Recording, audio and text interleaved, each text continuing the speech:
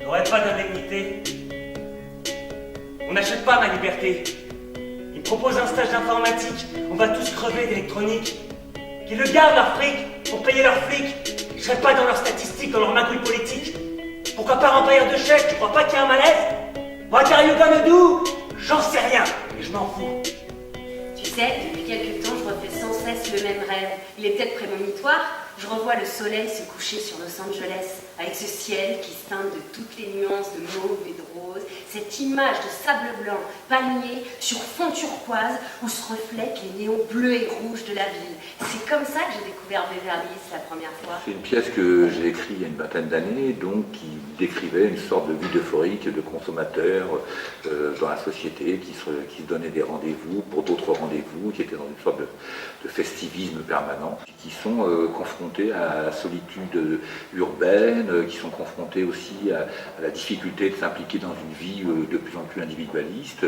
Ils se cherchent eux-mêmes, ils cherchent l'amour, ils cherchent à occuper leur vie, mais donc il y a un vrai désir là-dedans. Même s'ils sont maladroits, ils ont besoin de remplir ce vide, mais pas parce qu'ils sont idiots, parce que le vide, ça fait peur et qu'il faut faire quelque chose de sa vie, quoi. J'ai peut-être aucun talent, mais moi je vis au gré du vent.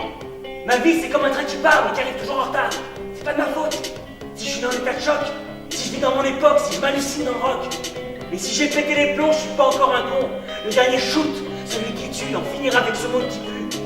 Moi cet été, je me verrais bien partir avec une association d'aide humanitaire ou quelque chose comme ça au Yémen. J'ai vu un reportage là-dessus, ça avait l'air vachement bien. Mais j'ai pas noté le numéro de téléphone, je sais pas comment les retrouver. T'as une idée? Non, aucune. Téléphone à l'ambassade du Yémen. C'est vrai qu'il est indispensable de conserver en soi un grand besoin d'innover dans sa vie. Qui n'est pas inquiet aujourd'hui.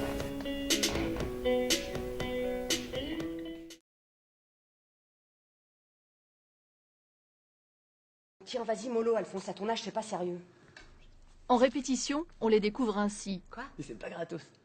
Eh, vas-y, mollo, Alphonse, à ton âge, c'est pas sérieux. Sur scène, allez les reconnaître. Encore un exemple? C'est pas gratos, hein. Allons-y, suivez ce regard, et puis le même transposé. Ils en ont fait leur marque de fabrique, ce masque derrière lequel l'acteur se laisse deviner.